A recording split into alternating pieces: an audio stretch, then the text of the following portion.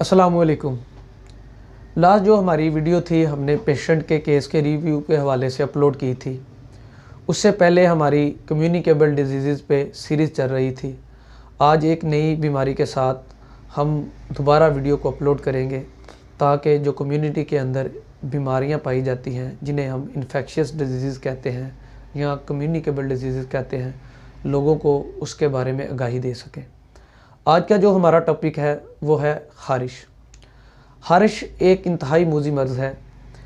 इसमें अगर घर का कोई फ़र्द मुब्तला हो जाए तो आहिस्ता आहिस्ता पूरा घर इसकी लपेट में आ जाता है। ये एक छोटे से माइट से बीमारी फैलती है जिसका नाम सार्कोपिटस केबीवी और खुमिनस है। इस बीमारी में दो स्टेप्स होते हैं, एक खुशक खारिश होती है और एक तर खारिश होती है। खुशक खारिश में जिस्म पे छोटे छोटे रैशेस टाइप दाने बनते हैं, लेकिन इन दानों के अंदर किसी किस्म का कोई मवाद नहीं पाया जाता। लेकिन तर खारिश के अंदर जिस्म के अंदर जो दाने बनते हैं इनके अंदर मवाद पाया जाता है। इनिशली हमेशा तमाम मरीज़ों को खुशक खारिश होती है। खुशक खारिश में जब ये माइट स्किन पे अंडे देता है तो हमें मुतासरा जगह पे खारिश होना शुरू हो जाती है और छोटे छोटे दाने बनना शुरू हो जाते हैं। हमारे जिस्म पे कुदरती तौर पे बैक्टीरिया पाया जाता है। जब हम खारिश करते हैं और जिस्म पे ज़ख्म बना देते हैं तो ये बैक्टीरिया को मौका मिल जाता है जिस्म के अंदर बीमारी फैलाने का।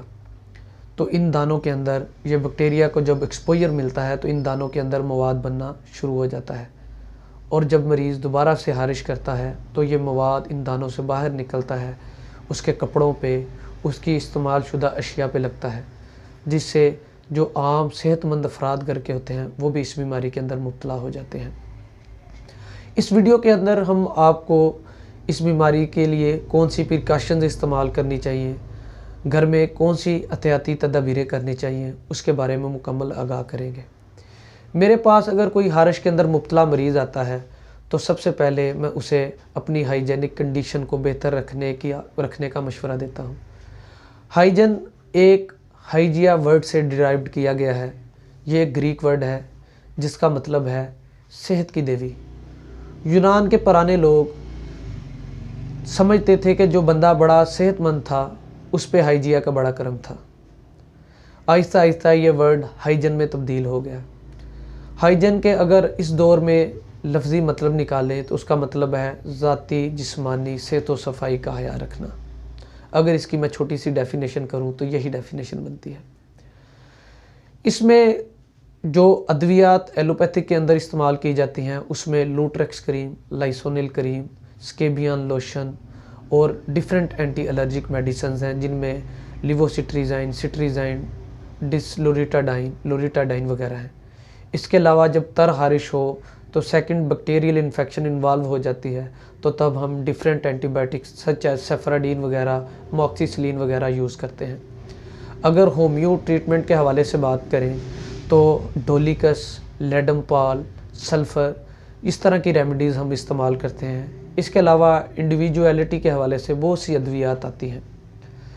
अगर प्रिकॉशंस के हवाले से बात करें तो जो इंसान इस मर्ज़ के अंदर मुब्तला हो उसको आइसोलेट कर देना चाहिए, उसको दूसरे सेहतमंद अफराद से अलहदा कर देना चाहिए।